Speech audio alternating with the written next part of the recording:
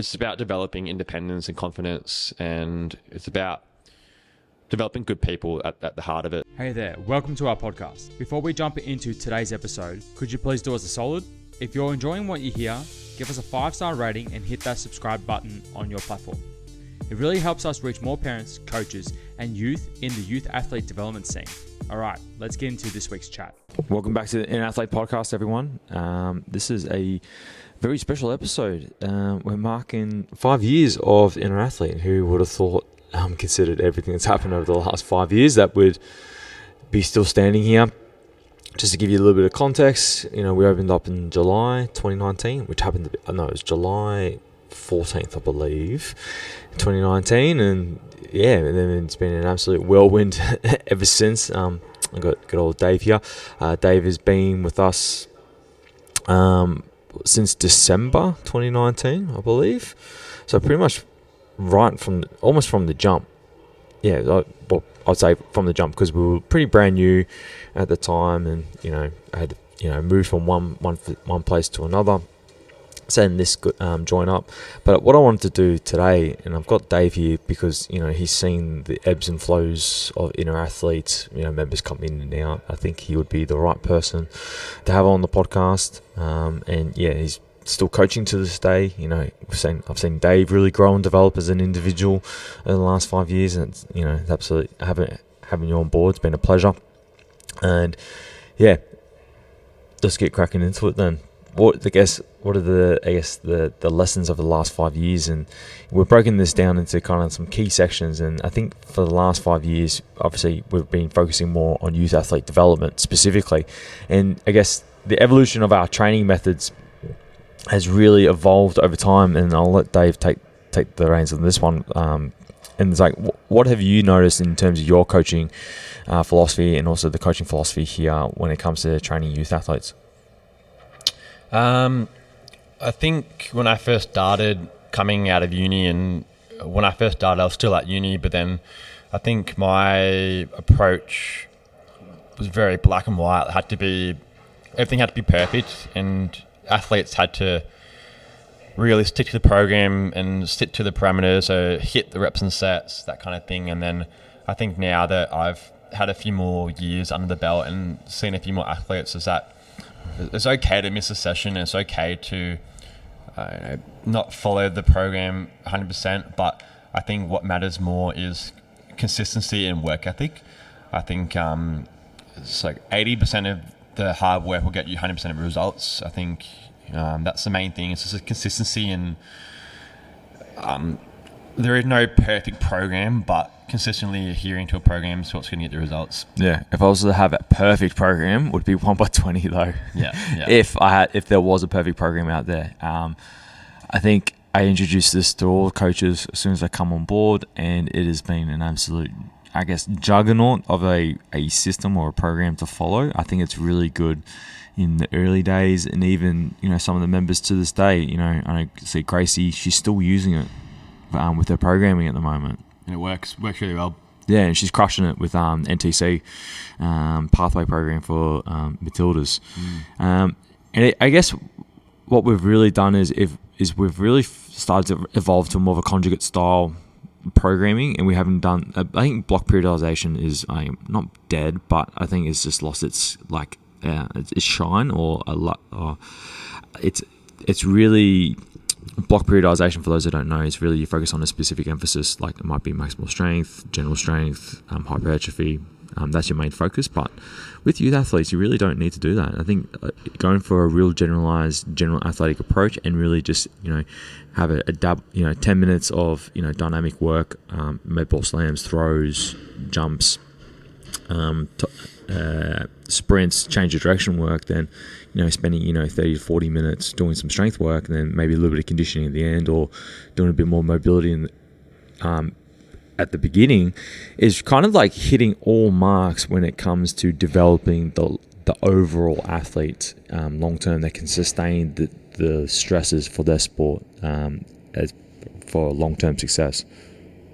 Yeah, no, for sure. I think it's been very generalized and, like you say, conjugated conjugated in the approach in terms of like trying to develop multiple different qualities at once. But I think we've seen it in your swimming programs is that once they've started to get to the tippy end of their preparation, you start to really hone in on certain qualities like the power, speed, things like that. So it's a time and place for everything. Yeah, and never neglect a little bit of endurance, especially for tissues and structures that are overused or underutilized when it comes to more locomotive sports like swimming or even like triathlon or track and field.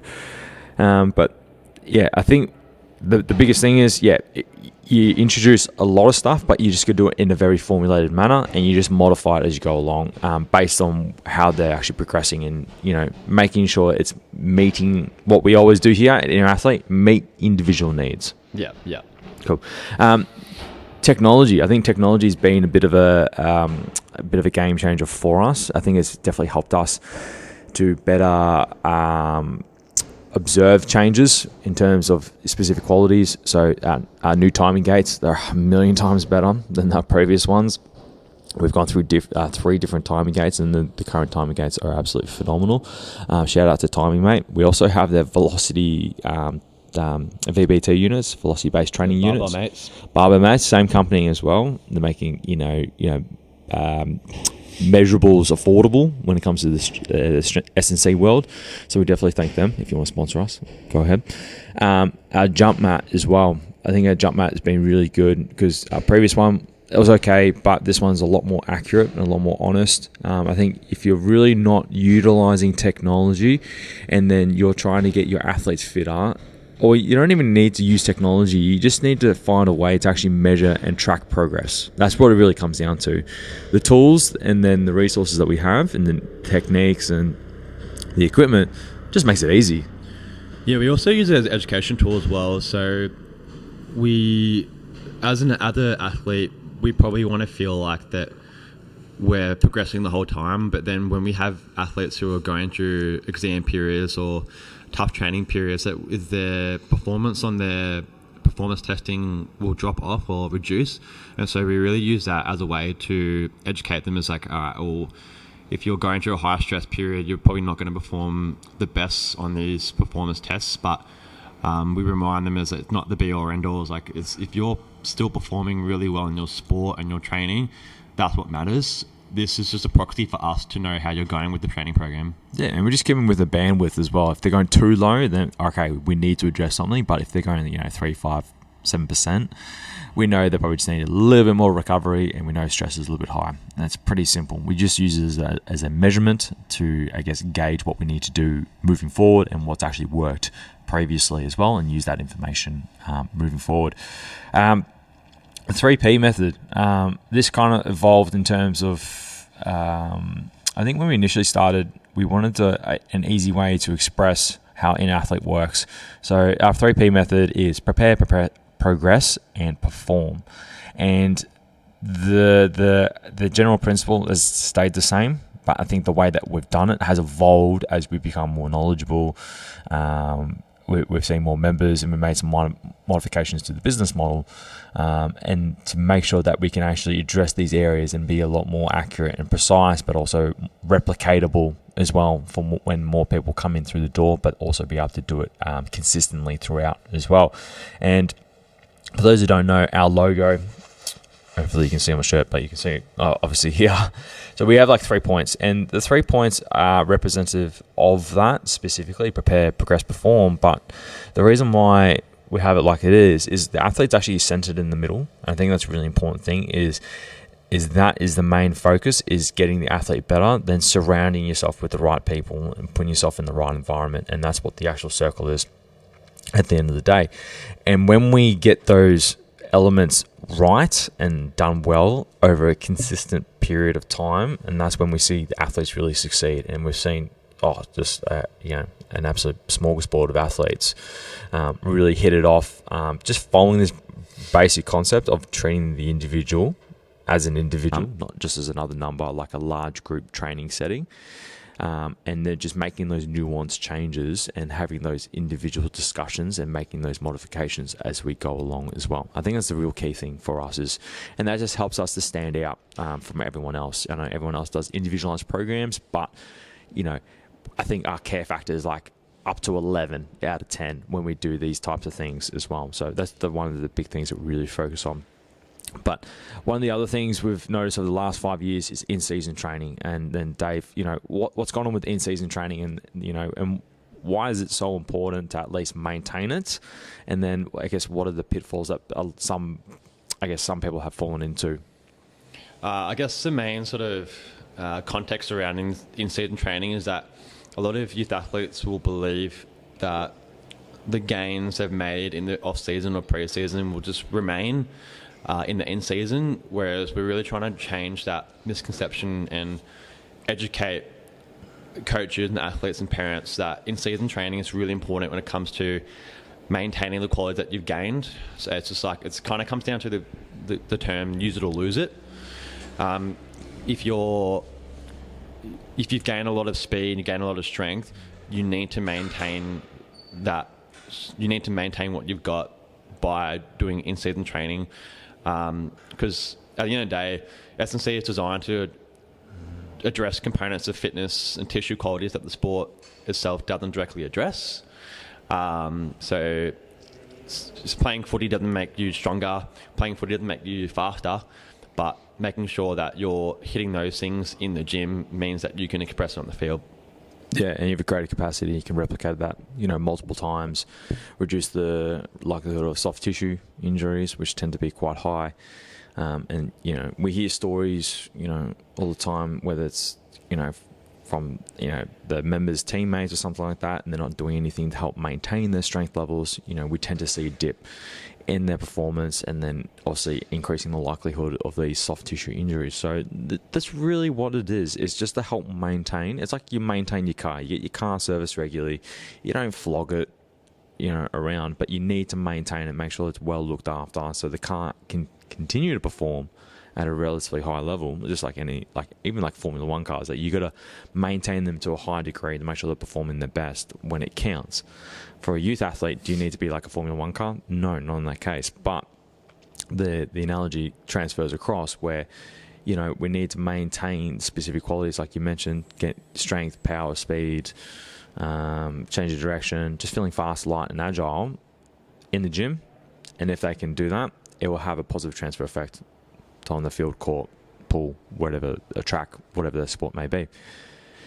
And I think we don't need to get lost in the sauce with this one. 1 to 2 times a week. Pretty simple. It's like if they come in 2 times a week and it might be too much, it might be 3 times a fortnight. So they might have a higher week and a lower week. Pretty simple. Maintain it. Good thing about school holidays is more sleep, more calories, less mental stress, and then you'll see an uptick in performance if they decide to continue training throughout the school holidays. Then leading into the school term, they're actually going to be flying. I think we've seen that numerous times when that has occurred. They've kind of gone through the school holidays, had a big training block, and then they've recovered really well because of all the sleep, all the food, and then and the less mental load, and they're great. Yeah, there's nothing to actually worry about with them. And then another thing that we've actually noticed with the inner athlete is our being exposed or working with, with different populations, and especially with neurodiverse kids. And I guess, Dave, you can allude to this as well, is when did we start working with more neurodiverse kids? I think we started working with more neurodiverse kids probably after COVID. I think there was a real need for parents to get the support and something out there for kids that wanted to be fit and healthy, but didn't necessarily fit the normal culture of a gym or a sports, things like that. So, we've had kids with ADHD, ASD, Asperger's. There's plenty more that we've forgotten to mention. And I like to think that we really have done a great job in creating a space for them to engage in fitness and health in a place that they feel comfortable and valued and that they belong. But in saying that, it's not something that we've been prepared for. We don't necessarily get the training or the education in university, so it's been a really eye-opening and a positive eye-opening experience for us as coaches to work with these people, because they don't necessarily fit the mold of someone who is more neurotypical. So we have to help support the individual needs when it comes to training on the floor. The one thing that has helped us, his training at the moment is Stefan. So Stefan works in this space specifically. He's definitely helped to educate us, but also helped to provide strategies within individuals when we do have, I guess, areas of concern, or we particularly are struggling with something with a particular individual. There's someone we can use as a soundboard, specifically with those issues. And then the other part is the parents. The parents have been really good. They understand that we're not a place that is specifically built for kids that are neurodiverse, but they're willing to work with us to help educate us, to help their kids, which is a win-win-win for all of them. It's a win for the parents, win for the kid, it's a win for us. It's better to understand that we can actually cater to these individuals and their needs specifically. And I think that's probably the real big thing that we've seen is, as we've had parents inquire because it's not a big facility, and number two is because we can give them the attention they actually need. And then the other thing as well is with the interns. Some of these interns are actually really good working with them. We've actually, not surprised as such, but you see them really taken on board, and they see the outcomes, and we hear reports from the parents. It's like, oh, my kid loves it, and then they sign up for another 12 months. I'm like, this is. It's great for them. It really is. And then we can really support them moving forward and making, health and fitness a part of their growth and development. Sure. Cool. I think we already mentioned all those. So I guess the other part is, obviously working with kids, working with parents. Parents are the ones, they're the mama jar, the daddy jar. They're carting them around to games, helping them pick up supplies, feeding them, telling them to go to bed, getting them ready for the next day, waking them up when they don't want to be woken up. Yeah, the bank of mum and dad paying for everything as well. Yeah, so the parents are literally like investing in their kids, and they're not necessarily trying to see like a monetary return or anything like that, but they just want to see their kids just generally succeed. Yeah. And one of the things that we've done is making sure that our communication is being as effective as possible. So there's a few different ways that we've actually done that. So parents reports at the end of each term, I think this has been really good. It's more of a formal way, kind of like what schools do, but it's still to some degree informal. Like we might report back on their testing results, behavior, and we also want to seek some information back from the parents. It's like, how is this impacting their daily lives? Some of the kids, right, their grades would fluctuate throughout the year. The grades are actually a lot more consistent and on average higher as well, which we've seen real positive changes within that. For those that don't know, exercise really can really help kids, improve their grades over time, as long as it's appropriately done.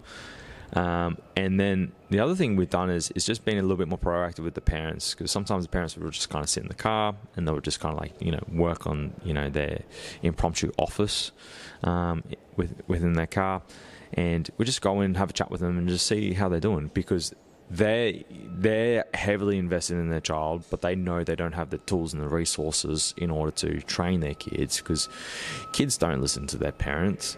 Yeah, especially that age.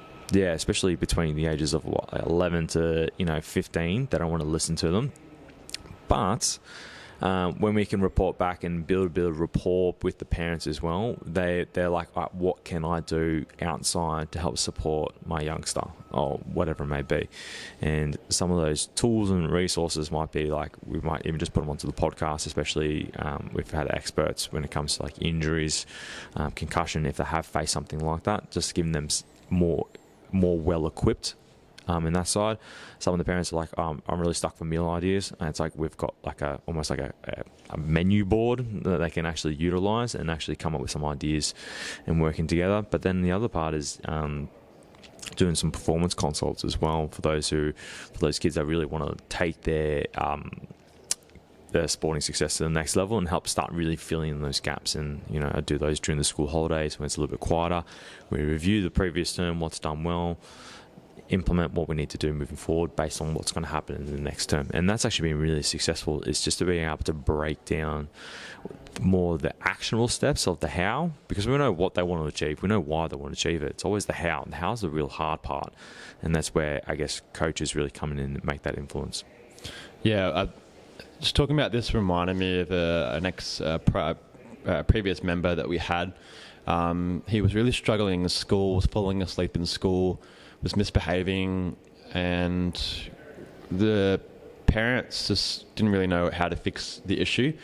And we figured out that it came down to a lack of nutrition and a lack of education around nutrition. So once, because this member was training really well, but then again, when we talked to this member and asked him how he felt and what he was eating, it was just generally poor. And so once there was education and implementation of better nutrition habits, lo and behold, his grades went up, his sleep was better, his energy was better, his behaviour was better in class. Yeah, stop getting in trouble. And yeah, stop getting in trouble. But again, that came down to the effective communication between coach and parent, education and awareness between the coach and the parent, and also building that trust and relationship between the coach and the parent to know that we trust the parent enough to create those changes, but also for the parent to trust the coach in educating their child to make those changes. And then we got a successful result out of it. Yeah, because we know and then that they moved on because they started training with their friends. Yeah. So we know that is a true success story in that case. Because my belief is, if people want to train here till the day they retire, whatever it is, beyond that, it's like fine by me. That's totally fine. But for the younger kids, we need to get them to the point where they feel a lot more confident and competent being in a gym setting, so they can actually look after their own health and fitness. Because we know the statistics around, if they drop in terms of their physical activity levels, especially as teenagers, the likelihood of lifestyle-related issues or diseases, unfortunately, it doesn't stack up in their favour. So we need to be able to find a way that they can actually develop it. Then we give them the tools and resources to be able to maintain that. And if they want to learn more, there's heaps of resources online, some good, some not so good. And then if they want to decide to come back and to learn more or get more into a sport and become more physically developed for the sport, hey, we can look after that. But I think the ultimate tool is can they look after themselves in the long term? But then if they do decide to go somewhere else, they know what's good and know what's crap. I think that's the real other issue, is they can start to question things themselves and not take everything just purely based on face value in that sense. And then obviously, building trust. I think this is probably, I guess, the cherry on the top. This type of stuff. I think we spoke about building trust in other means, but attending sporting events. This is something that I've been pushing for, at least 2 years since sport opened back up in Victoria.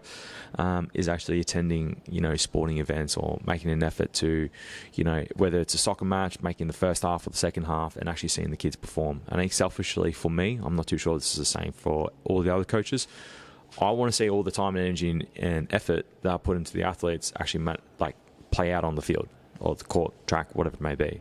And not only that, it's like they really appreciate the effort that you've made, because it's not something that we necessarily would do on a regular basis. How do you feel about that, attending sporting events of the kids? Yeah, I definitely think attending the sporting events is really important because the athlete and the parent, especially the athlete, has invested so much time in the gym with us to develop their game skill and their game preparation, and it kind of feels fitting that we should attend the space where they feel comfortable, which is the court, the pitch, the field, to showcase their talent. And just to know that, just selfishly for our own reasons, just to know that we played a small part in their success and their development, it just hits home a lot for us. And I think the parents and the athletes really appreciate it, knowing that we've come to help support them and watch them succeed in their trade in the field. Yeah, and I really enjoy it, and hearing these successes, and then also moving forward, it's like, all right, we can see them how they're performing, but we might see things that the athlete might not see, or the coach might not see, or the parent might not see as well. So then we can specifically address that moving forward. I think it's just a coach's mindset. When you go into these situations, is always thinking about what can you do moving forward. Now, this is a big element I guess they're all important. I think they all interplay with one another. All these different topics that we're talking about is, I guess, the community collaboration. Now, I think the biggest thing that I wanted to set from the get go is, well, let me backtrack before we go forward. So the business model that we have is a semi-private training model. So we have up to 8 people training once with two coaches on the floor, and this was adopted because over in the US they do a lot of this in the private setting. I learnt this from Jamie Smith. He told me all about it. Shout out to the guys at Melbourne Strength Culture, doing phenomenal things in the training world, especially in powerlifting. Doing phenomenal there. Wanted to implement something like that because it made sense. It provided a lot of flexibility. You could meet new people, and then because even personal training, I know you've done personal training as well. It's just like it's good to a point, but eventually you do burn out from it. There's only so many hours you can do from it, from a personal trainer's perspective or a coach's perspective, before you actually are like, okay, I kind of dread coming in and doing these sessions. It's like, yes, the pay might be good, but that's not the point. You don't want to burn yourself out from doing the same thing, and that's where the semi-private model becomes really interesting, because you have members that would never talk to each other in the street, and they get to see each other progress because they have a commonality between each other. And seeing Craig and Elaine and Alistair and Paul, Rebecca, Neville, they're all from different parts of Australia. Neville's born overseas, but we come together and it becomes like this really cool melting pot, and everyone's somewhat invested in each other. Give each other kudos here and there and whatnot. And seeing everyone succeed, and then also some of the members here actually see the younger members train here. It's like, oh, they actually have a genuine interest in seeing those other members train. I know, Craig and Holly used to get on as well. They used to, talk back and forth, and Craig was always interested in seeing Holly's progress and how far she was going with her swimming when she was with us.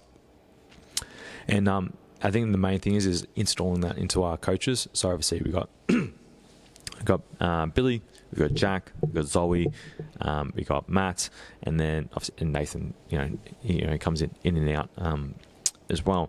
And it's really good to see the coaches really take on that and really help to continue to facilitate that in their own unique way.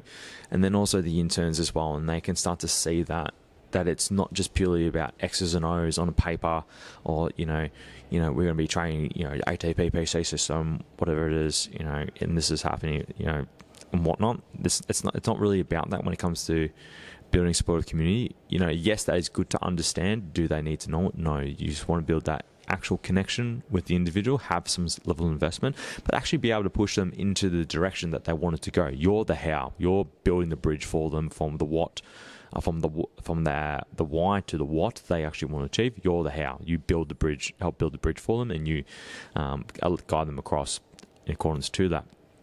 And then I think, setting the standards for the members as well. And then some of the members start talking to each other, just, I guess, like, I don't know, organically or through osmosis, if you want to call it. I know, Gracie and Ewan, they're basically just talking smack to each other. I think I taught them too much smack to them. I think I've taught them too much. And then I think then we do it through formal ways as well. So we'll have like events, presentations, and then programs as well to actually build that community side. Then the last part is the coffee chats. I know you were on quite a few of those. How did you find the coffee chats during the lockdowns and the athlete development during that time? Yeah, so like Trent said at the start, COVID hit probably about March, April of 2020. And so that was a bit of a buzzword back then, We pivoted. Yeah. We pivoted into something that was a bit more positive and a bit more productive. And everyone loved productivity around that time. But we knew that community was at the core of what we wanted to offer in athlete. Well, at least I knew that community was something that we valued in athlete. So much more than just training one-on-one people and just individual progression. It was more just having the community of people progressing together. It was more than money for time. Yeah. And so Trent had the idea, I think your mum had the idea of starting up a coffee chat, because I seem to remember that we had stuff ready to go for youth athletes and more individual members, where we would catch up on a video call once a week, or we'd catch up with the members and talk to them that way, which is great from an individual perspective. But what about those who don't necessarily want or need those individual coaching calls, mentoring calls? And so we started up this thing called a coffee chat, and we just would socialize. We'd just talk about a weekly topic, whether it be your favorite movie, your favorite book, your favorite color, whatever it was. But at the core of it, it was just the community getting together, knowing that we came under one banner, being an athlete, and that we'd all stay connected to each other, and so that we were all in it together as our own sort of support network. And then we got through it. It was a good check-in time as well, because it was like a Sunday morning, like 10 o'clock or something like that. So you could kind of review the week, and it served its purpose during the time. And obviously we knew it was going to come to an end at one point or another, which was, I guess a good thing in that sense. But it really helped to kind of keep people connected, and then get away from like all the buzzwords that have been used at the time. And if you played, COVID bingo, your card would go off every 2 seconds in that case, listening to the news. So it was more to just remove people from that, and just to provide, what was it? Yeah, we talked about, different books that you particularly enjoyed, movies, TV series, also like people that you find influential, and then particularly why. And then also what it created more conversations of like why they might find this person influential as well. I definitely learnt more about people that I wouldn't have learnt just on the gym floor. So it actually opened up the conversation to deeper conversation, more than just the reps and sets and exercises. Actually, you find out a bit more about the person themselves. Yeah, I think that was a really powerful thing about it. Is you get to know more than the person. And then you see, just from having just general discussions, you get to see them. And also, like, I think one of the members, he'd always have his, he'd be on the couch, his feet up, and, it was like kind of the hippie vibe and whatnot. Yeah. It's just like, you get to see people just like in their own little element and a little bit more human. But yeah, that just, it did the role of strengthening the community. And that's going to sort of segue into the next bit. Yeah, collaborations and partnerships. This has been a huge one for us. For those that don't know, I've done plenty of work. I guess before I got to inner athlete to where we are now, I've done a lot of placement work, paid roles at state level, national level systems. And one of the things I kind of naturally did was I always had just connections, or like built connections and rapport with people, and I always kept in tabs on these people, or I tried to deliver value. And I didn't want anything in return at the time, but for some reason it seems to come full circle, but 10x in that case. And I'm just like, all right, cool, let's write it out, and let's see how it goes in that sense. And one of those things was with working with Dean Jones. So I was with Dean Jones, is not the cricketer by any means, because a lot of parents will listen to this like, oh, the cricketer. No, this is a different guy. He works in the AFL space, and he's in the development space specifically. He's working with Narry North Foxes and also Eastern Rangers, so he's part of the Coates League at the moment, more that 16s level. And working with Dean when I was at Frankston Dolphins, and then he was at Sandy, we kind of collaborated a little bit here and there, just one-offs. But then, I think it was about after COVID, we got together and we put our heads together and like, let's create a program together. I think, well, Dave definitely knows this. Speed is something that's always neglected in a lot of team sports. Like, they don't actually train speed. Like in track and field, obviously you have to train it, right? Because that's basically what your performance relies upon. But game-breaking speed is not taught at soccer, at junior level soccer, AFL, basketball. They're just not teaching it, even though that's pretty much your only form of getting around the field or the court. It kind of didn't. It's baffling to me, and it's still like this to this day at the club level. So what we want to do is help bridge that gap of those kids who are in the top 5 to top 8 in their squad, looking to make interleague, or also like coach league or something like that, and take their footy career to the next level, or even just generally improve for their own self-confidence.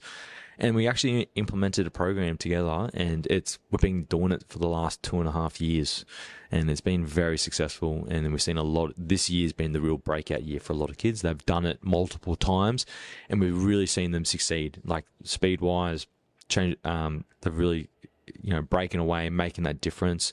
I reckon with girls, this is my tip for all girls that play soccer or footy, get faster. It really will change your game. It'll create more space and opportunities for you.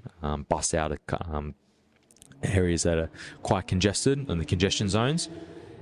Then they'll create the difference for you. And then, you're going to have something unique that a lot of other players won't have. That's one of the big things. Melbourne Swimming has been another one as well. We're coming into 1 year partnership with them. Melbourne Swimming, they're phenomenal. And this was just building for those that don't know, I actually built the communication with Melbourne Swimming almost like 1.5 years prior to this. So this is, obviously we've been working with them close to 1 year now. August will mark 1 year. And we just built the communication. Holly was there at the time, and it's just like I had a bit of to and fro with the head coach Ian. We built up rapport. Then, one thing led to another, went through the whole process, and then we obviously built it out to be a really solid program. And really, now we're seeing the program really succeed. A lot of the parents are really happy. The athletes are happy, and we're doing things that are different. I think that different in a way that's going to put them in the right positions to succeed moving forward. And then that's going to be our UPS for Melbourne Swimming, working with them, is putting them in a different position for them to succeed, compared to like what's always been the status quo. And like Dave knows me very well. A lot of the members know me. I'm not anti-status quo, but I'm always willing to question the status quo. And does that make logical sense in the current state that things are? Yes, no. Did it serve its purpose? Maybe. That's another question for another day. Cal charged with the basketball program, so basketball mentors. It's been really good to collaborate with him. They've got some work with him coming up later on this year. And then also just some of these partnerships. Oh, actually, we can't forget LSKD. Thanks for giving us all the gear. We love it. Keep sending it through. I know. Yeah, I only wear their shorts. I think they're great. Yeah, I love them. Yeah, really good shorts. I got my first pair nearly two and a half years ago, and they're still holding up. They're really good. Yeah, I know. And we wear them pretty much every day for work. So, and I train in them. Great for squatting, deadlifting. Yeah, everything. Yeah, I do gardening in them as well. Then also, working with Stefan Kasonis. He's, I do performance consults, working on the physical prep and all the actual tangible stuff. And then Stefan's been really good working with the mind. Obviously, he's got a master's in psychotherapy. He knows how to kind of tap into the mental side of setting people up properly, mentally, and putting those systems in place. I know how to do it in terms of more like, scheduling, planning, when training sessions should be, when we need to deload, take things back. That's more my skill set. His skill set is more the mental side. And it's been really good to collaborate with him. And then he's been working with some of the members that have been, having those barriers mentally. And I help them with more the physical barriers of why they can't succeed. Yeah. He's been really good with working with our intern inductions. He's been really great. You can definitely see the difference between the interns that started with us before and after working with Stefan. It definitely has opened up a new level of coaching ability for our new interns. I think it's been really great for that. Yeah. Then activation's been a really big thing for us as a business, because I think what I've noticed now is when we start to implement them is seeing like the big success. A lot of the times is, and this is my status quo thing, right?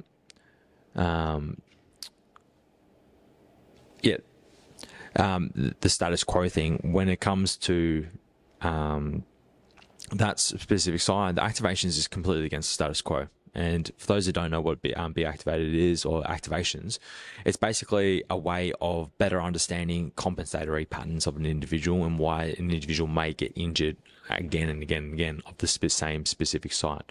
So it's really important to understand this because what we can do is actually make changes and shifts in the way that one's ability to actually create powerful stability or powerful movement. And then as a result, if they're under fatigue, their pattern that they're running, that might be a faulty pattern, actually forces, and you strip that away because of fatigue or something in particular, that can actually cause the injury. And it might only be something minor, but it's enough to take away their stability pattern in order to protect that previously exposed or injured site as well. So that's definitely been really good. And, seeing, Gracie, Ewan, a lot of the swimmers at MSC, Elaine with the members here as well. And they've seen a real positive shift in the way that they operate in the real world, which is really cool to see. All right. Let's wrap this. Let's bring it home, Dave. Come on. All right. Overall learnings and reflections. So for us, the challenges, we've faced a lot of challenges. Obviously, number one has been the lockdowns. I think we briefly discussed it, is, the business gets shut down. We opened up in July 2019. COVID happened about 8 months later, in March. And then just like the whole world it all just kind of like went to shit to some degree. But we managed to make some modifications and pivoted. The great thing about what we did is we teach people how to train. So then what we could do is just lease out equipment. That's one of the big things that we did. So definitely how we overcame it. And then obviously there were some minor things that we did. You could train up to 2 people in a park or something like that. So we had a way of, doing that successfully as well, especially with the younger members. There was no sport. And we knew the injury rate for kids was going to increase, and it's still on the rise. It's because they've just lacked a good window of physical development. And that's where I think, because there's a lack of play, I've noticed. This is just general. I guess when we were younger, we ride our bikes, played on the play equipment, play tag, whatever it may be. And we just did that on a daily basis. We didn't think much of it at the time and how it was going to have a positive effect on our athletic development. But now, these days, kids are driven to school or take public transport. Everything, all their play is very, very structured. Maybe at lunchtime and recess, they might get out and, kick the soccer ball, shoot some hoops or something like that. But it doesn't really happen as much as it used to. So what we're seeing is now is an uptick in the injuries and soft tissues. Not only that, is we're also going to see that happen over a longer period of time, I reckon. And then we're also going to see more of a formalization of youth strength training. I think that's what's really happening. You got there's an expert in the UK on Instagram. I can't remember his name. He's all about training youth and how you train them in a specific gym setting. Also got the expert, I guess the goat in the space, Avery Fagenbaum. He's done plenty of research on it, and he knows that if we don't get these kids doing some level of resistance training earlier on, it's just going to have negative impacts. So I think that's basically, I've kind of gone on a tangent on that one, is we want to set them up for success, kind of like exactly what we want to do here. Improving the intern experience. Do you want to just quickly hash on that? I think, when we first started, we didn't really actually have any interns, and so we brought in interns with not really knowing how to sort of improve the experience for them. But then each intake we've had, we've learnt something from them, and we've really tried to enhance the experience for them, because at the core of it, we want the coaching space in Australia to improve. I think that's a big reason why we started the internship. I want the industry to get better, so everyone gets paid more. So shout out to Christian Woodford, and we're really trying to change the game and try to produce more coaches who are who know what they're talking about, but that comes from the people who teach them. And so I think the internship was I've come from a lot of successful internships, and shout out to Jamie's Strength Culture as well, and Charlie as well. Internships have really shown me that they really have a positive impact for those who go and coach. So if one coach can impact 5 other coaches, they'll go and impact 5 other coaches and make the industry a lot better. So that's just sort of a short spiel about it, and that just comes down to the way that we teach them to coach well on the floor. Yeah, it's like the butterfly effect. You help 1 or you help 3. Those people help 3, and it sounds like a bad pyramid scheme, but it's that same effect. MLM. Yeah, MLM. There you go. But it has the same effect, and that's what we want to do. Is we'll make the industry better, And now I'm noticing a lot more high school jobs are popping up now as well as a result, because our schools are now going to invest in strength and conditioning programs. They can see the research, the consultants are coming out. You've got, Nathan Parnham, who we interviewed previously on the podcast. He talks about a lot in terms of, how there's a net positive effect of getting a strength and conditioning program into a school setting, which is going to have, morale, community, positive community outcomes, but also for the individual, and also health outcomes, and also academic outcomes for the school. So it's a win-win-win, but it's a long-term program than it is about a short-term fix. And then having Ian Miller, who's the head of Brighton Grammar, he talks about the same thing as well, is setting these kids up, either for success in sport or success in life as well. We're talking about fitness testing. It's how we've actually changed it and better implemented it as well. I think for me, in terms of comes to setbacks, that's right, is not having a plan B forces you to manipulate and update plan A. I know a lot of businesses in the PT space or in the strength and conditioning space, they actually shut down and they haven't come back, or they've gone and pivoted into something else or out of the industry. So it's kind of sad to see in that sense, but that's kind of like how economics works, or the economy works in that sense. Some grow, some don't, and then that's just the general nature of things. And as a result, I think as making it work and making those adjustments, and there's been certain sacrifices along the way, and then we've been able to come out of it, flourishing and moving forward, which we've been able to, hitting, we hit 100 members. That's a huge milestone for us, and we want to get back up to that again, moving forward, and then later, then maintain that success. The biggest, and then the other thing is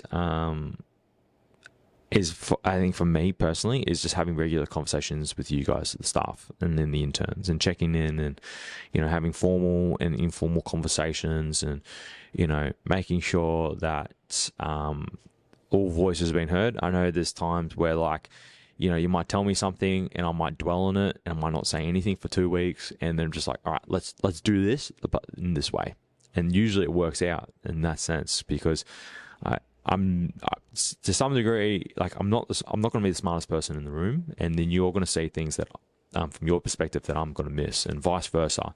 So we help fill in each other's gaps, and it's only more of a positive thing for all of us, and it's a positive experience for the members, because then they get this, then they see it's like, oh wow, they're making this change, or this difference that's making my training experience a lot more positive, or it might make the whole thing flow a lot better as well. And being able to implement that has been really good in that sense.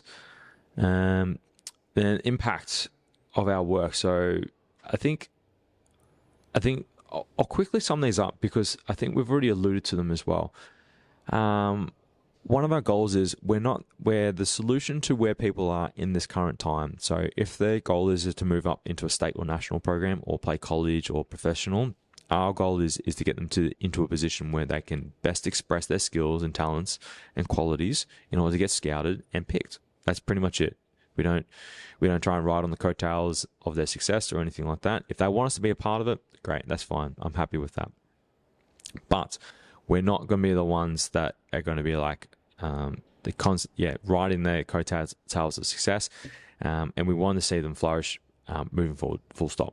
The other part is seeing teens sign up to commercial gyms. This is a really big one for us as well. We want health and fitness to be a part of everyone's lifestyle. We know we're not the answer. Yes, it may sound dumb from a business perspective in that sense, to try and retain them for as long as possible. But hey, people got to move on.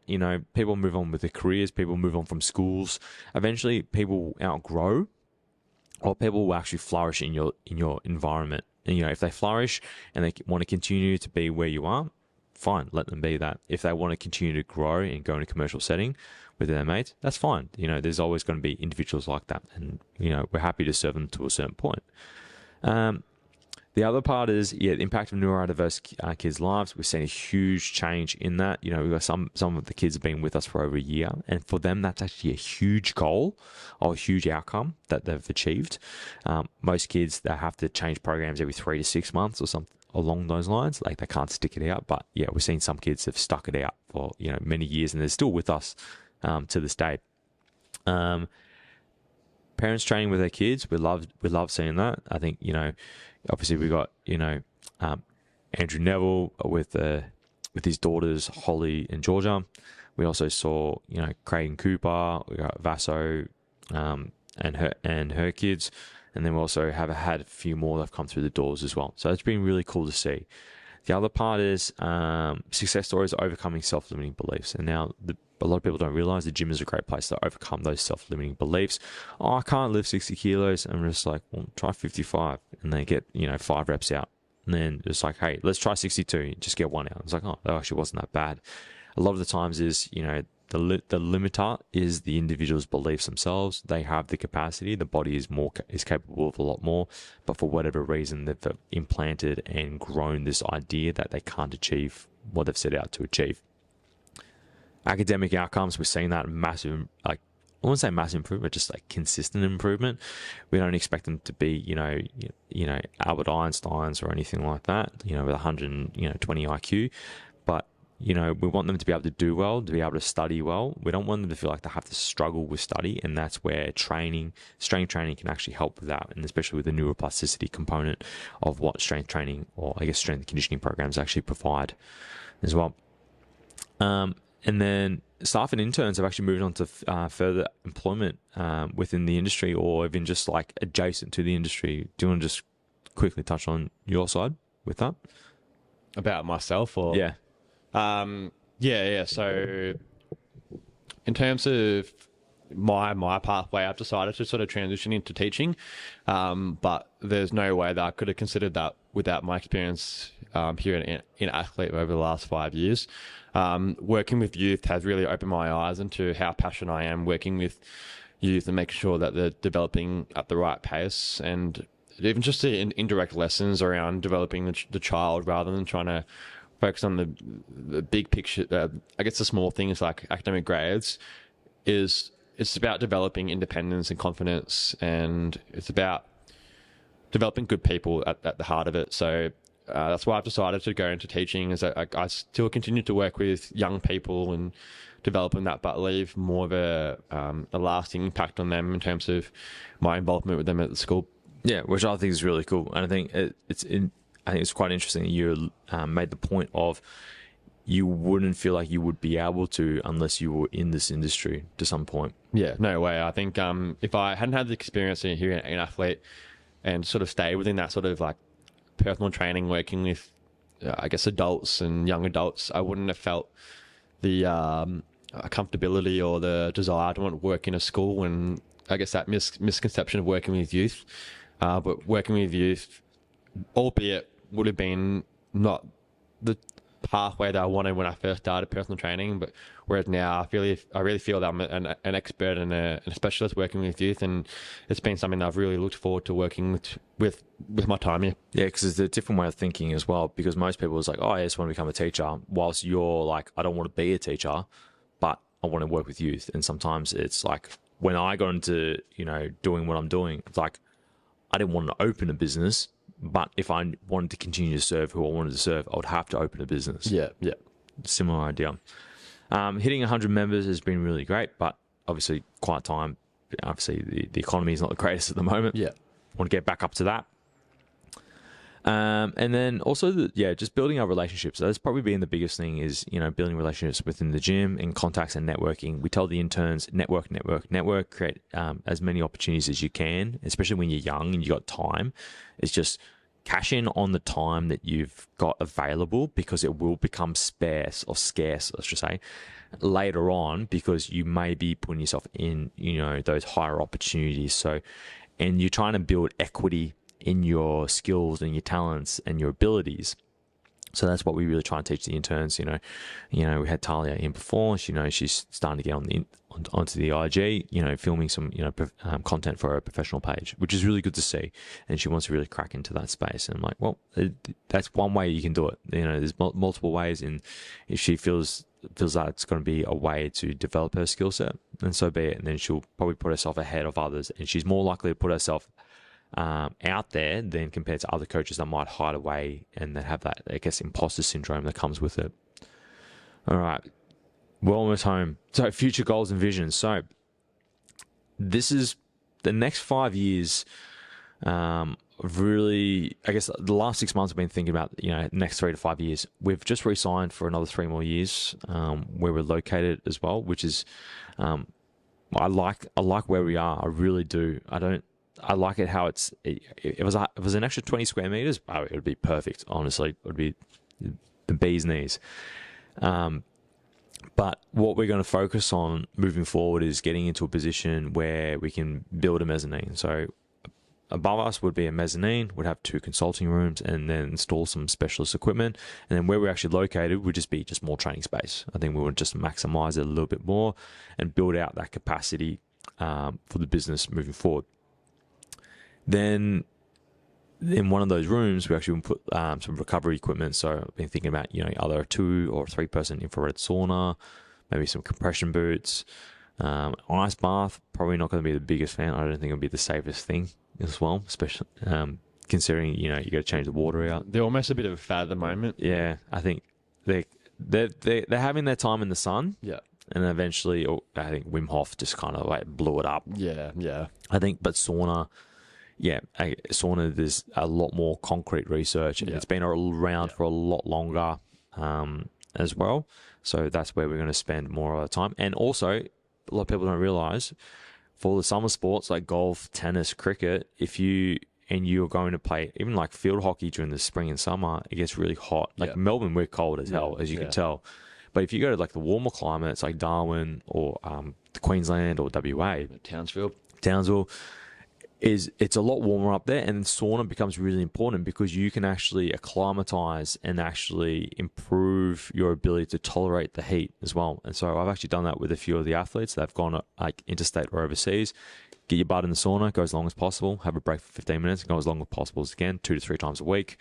And that serves as a real acclimation method in order to become more accustomed to the climate that you're in as well, and obviously getting there. But if you don't have the ability to get there, so you got to play within 24 to 48 hours, it's going to take you quite a while to get used to it. And then this is a way to kind of circumvent the logistics side of it as well. So that's another topic for another. Actually, a sauna expert. That'd be actually good.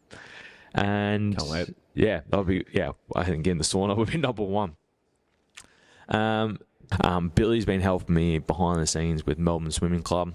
He's done a phenomenal job working with more the state age, so like a 9 to 12-year-olds, and he's been assisting me with the older kids as well. I want to make Melbourne Swimming Club an absolute powerhouse. I want them to be the number one in the state, number one in the country, and just have talent turning up to nationals every year. That's my goal with them, and just making them an absolute powerhouse of a program, and then just helping them fill in the gaps of where they're good, and then and other areas that they can actually improve on. And then that's going to be the real key thing for them, where sometimes you live in your own bubble, and sometimes it's actually nice to get someone, I don't have any swimming background, it's get someone outside of your own perspective to actually come in. And that's why having a rugby league background, you understand the sport, but I like going into other sports and not knowing. It's like, and I can just ask dumb questions, which may create interesting solutions to what their problems may be or what they're actually facing as well. That's really enjoyable. The mental performance consults, so Stefan's been running those. I really want to help him help more people in that side. And then upcoming projects, we've got Dean Jones and Cal Charge, so that's more on the back burner at the moment because of the time of year, but we'll be pushing for that. And then other areas we want to push is actually the online course. For those who don't know, we have an online course. Nathan and I I've worked behind the scenes over the last 2 years to get this off the ground, and it's been a big learning curve. We've got really good content, but like our marketing is where we got to really knock the nail on the head on that one. We got really trying to help PTs transition in order to look after youth athletes. I think it's a growing space. We're definitely seeing it a lot more now with high school programs, and just shows you that they want to invest in the youth space specifically as well. And we're getting more inquiries from PTs about that specifically as well. But Dave, do you have anything you'd like to say before we wrap up? No, I think it's the last 5 years is we've definitely evolved and we've definitely changed the way we've done things. I've definitely changed, and I just can't wait to see where we're going to go for the next 5 years and how things will change and what will evolve. And I think that's something we do very well, is that we're willing to evolve and willing to change. I think we're happy to stick to our bones, but also change directions when we need to change directions.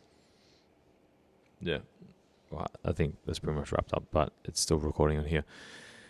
Yeah, I think that's probably the biggest thing with us is we're adaptable given the situation, and we're happy to move with the times, but even look at old research as well. I think sometimes we get lost in the source of what's new and relevant, and then sometimes it's worthwhile just to bring it back to what's always worked, or the fundamentals of that as well.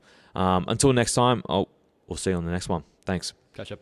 You have just listened to the Inner Athlete podcast. Be sure to subscribe to stay up to date with the release of weekly episodes.